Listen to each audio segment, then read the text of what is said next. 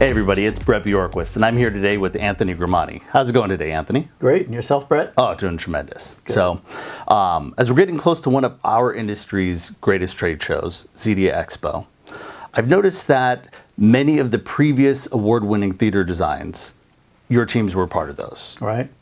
Can you give us a little example of how that works, and do you have any theaters being entered this year? Oh yeah. So it's actually it's an honor actually to win an award at the CEDIA Expo. Mm-hmm.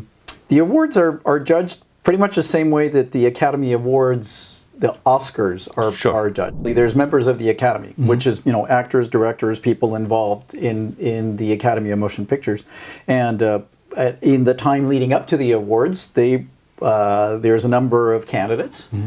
And the members of the Academy look at all of those and give them a score, for, hey, best actor, best director, best photography, best sound editing, best sound mixing, which to me is really important. About the same kind of thing happens in our industry. There's a panel of judges that is given a number of candidate rooms that are a number of different types. Some are dedicated movie theaters, or home cinemas, I like to call them. Sure. Some of them are what our industry tends to call media rooms. I call them mixed-use media spaces. Sure. And they're given all the plans. They're given pictures. They're given videos of the room in operation. Okay. They're given data from the audio calibration and the video calibration. They're given all this technical information, and from that information, the judges look at that and go, "Wow, that's a great design. The pictures look great. Everything follows the proper rules and guidelines Sure. for how to do this." Mm-hmm. Because there are rules and guidelines. Those rules and guidelines, to an extent, come to us from the motion picture industry. There's a certain way that a screening room should be designed and built. The ratio of where you sit to the size of the screen, where you put the speakers, how do you do the acoustics. All of those things are pretty well described. And those judges look at those specifications, some of which are CEDIA sanctified documents. And they look at these different candidates and they go, well, how close did they get to those targets? Okay. And then they look at the data, because you have to submit all the measured data, like Sure. I said, and they go, well, you get points for every part. Okay. It is not a beauty contest. We've actually won Best Theater for rooms that were not that pretty, where the client said, I don't care to spend a lot of money on the interior design. I just Sure. want something that has a beautiful picture and great sound. And the judges could see right through the fact that the room was not really gorgeous. It's not a beauty contest. It is a technical contest for excellency in picture and sound presentation. And so my company, Gramani Systems, actually is a spin-off of an acoustics and theater design consulting group that designs home cinemas, studios, media spaces, anywhere there's picture and sound. The majority of what we do is high-end home cinemas, but we do a bunch of other things, post-production facilities, recording spaces, whatever.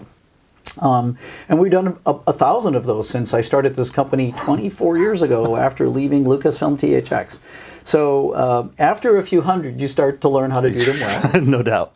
When you get to 1,000, you sort of kind of do it. I wouldn't say we do it in our sleep, but it's what we do. Sure, second nature. Like a really good pizza maker. They know how to make pizza. You ask me with my last name Gramani, I don't know how to make a pizza like the basic good pizza chef down the road.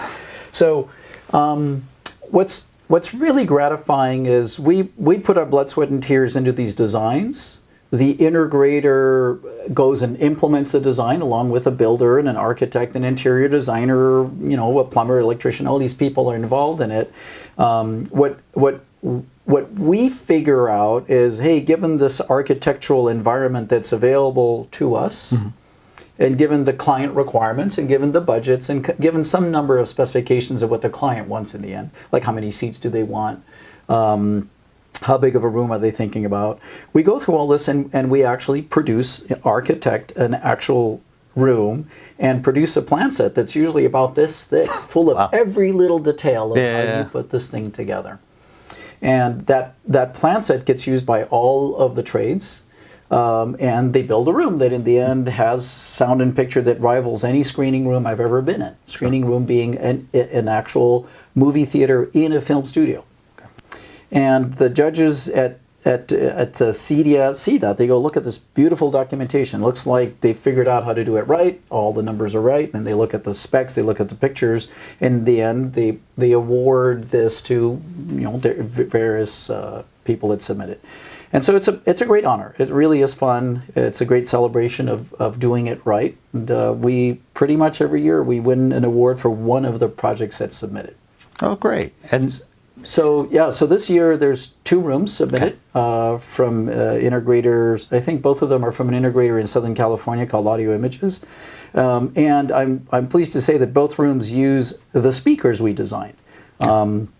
So the 2 parts work kind of independently. The design firm is one thing and the speaker company is a separate thing. When the 2 coupled together, I firmly believe the client, the end user, gets a superlative experience, something where they're sitting there and their room rivals anything else you could think of out there in the world, and CEDIA can see that. yeah.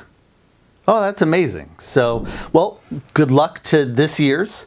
Congratulations on the past years. Thank you. And yeah, I look forward to seeing the outcomes for the CEDIA.